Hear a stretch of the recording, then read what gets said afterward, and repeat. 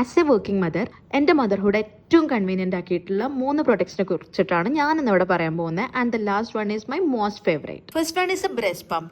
I would say it's a saviour. കുട്ടിയുടെ മാത്രമല്ല നമ്മുടെയും. ഓമി NICU ബേബി ആയിരുന്നു. അപ്പോൾ അതുകൊണ്ട് തന്നെ ഇനീഷ്യൽ ഫ്യൂ അവേഴ്സിലൊക്കെ കൊളസ്ട്രോൾ ഒക്കെ പമ്പ് ചെയ്ത് കൊടുക്കാൻ എനിക്ക് പറ്റിയിട്ടുണ്ട്.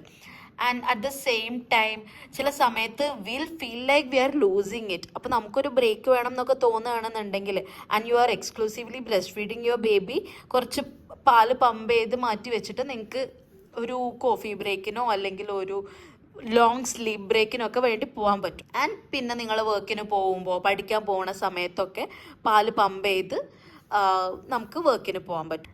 Next one is A bottle steriliser. ഇത് നമ്മുടെ നാട്ടിൽ അധികം പേരൊന്നും യൂസ് ചെയ്ത് ഞാൻ കണ്ടിട്ടില്ല.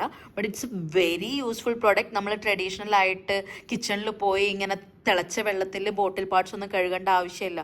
നമുക്ക് കുട്ടീനെ ഉറക്കുന്ന സമയത്ത് തന്നെ വെരി ഹാൻഡി ആയിട്ട് കൈ എത്തുന്ന ദൂരത്ത് തന്നെ ഈ മെഷീൻ പ്രവർത്തിപ്പിക്കാൻ പറ്റും.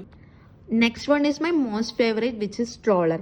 സ്ട്രോളർ വാങ്ങിയിട്ട് വീട്ടിൽ വെറുതെ കിടക്കുകയാണെന്നൊക്കെ പറഞ്ഞ് ഞാൻ കേട്ടിട്ടുണ്ട്. പക്ഷേ ഐ വുഡ് സേ ഓമിയുടെ കേസിൽ stroller is the most used thing in his life.